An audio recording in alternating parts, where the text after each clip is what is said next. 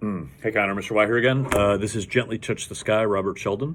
This one, there's not too much hard going on. You do have some fairly high notes, the high E flats, like for instance well, I don't know. There's a whole bunch of them on the third line, the second note, for instance. It's on the third ledger line above the treble clef. Remember, E flat is every single finger on your flute, your thumb, all three fingers, your pinky, all three fingers, and your pinky. So it's all the fingers on your flute, including both your pinkies. Sounds like you have to blow pretty fast, of course. Remember, the faster you blow on the flute, the higher you're going to get. There are some notes that are the same fingering for low and high, and it just depends on how fast you blow to get the different notes. I always find blowing a little faster, and also kind of mentally, if I kind of picture the air going up more as opposed to flat across the flute more, that seems to help the high notes come out. But you can experiment with that and see what works for you.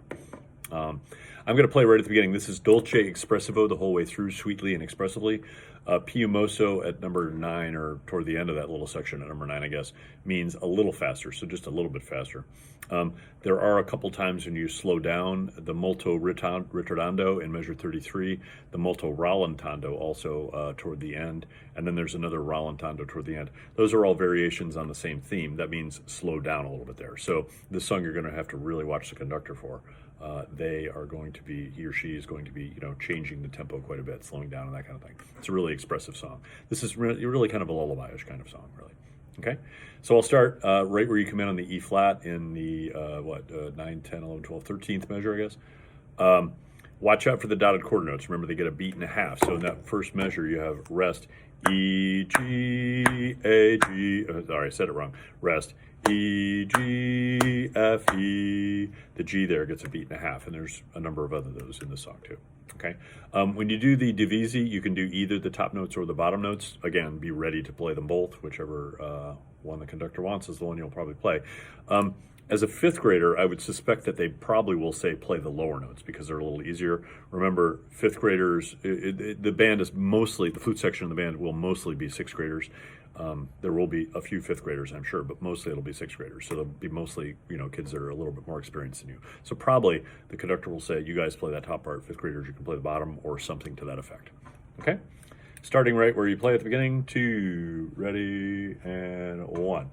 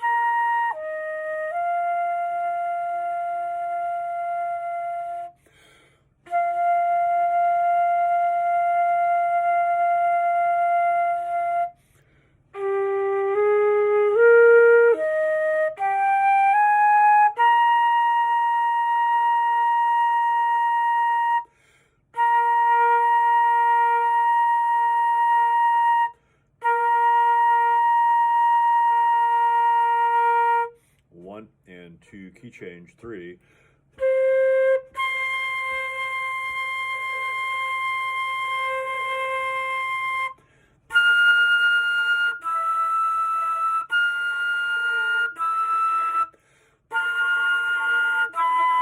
Yeah.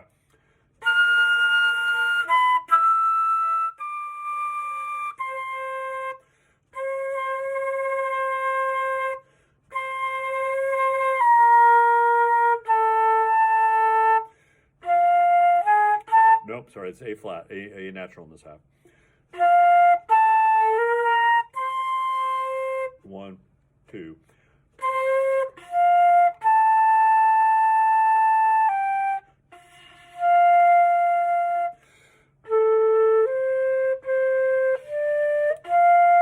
Or, and then hold that note for long. I guess probably the hardest part of this song is going to be holding out those long notes nice and long. We talked in lessons the other day about doing staggered breathing. You can do that if you want to, you and your stand partner. You might need to, I don't know, depending on probably depending on how fast the conductor wants to go. This is a good example of faster is not always harder. In this case, slower is going to be harder because you have to hold those notes out for longer, of course. Okay, see me in class if you have any questions or shoot me an email. I'll be glad to answer any. In the meantime, good luck.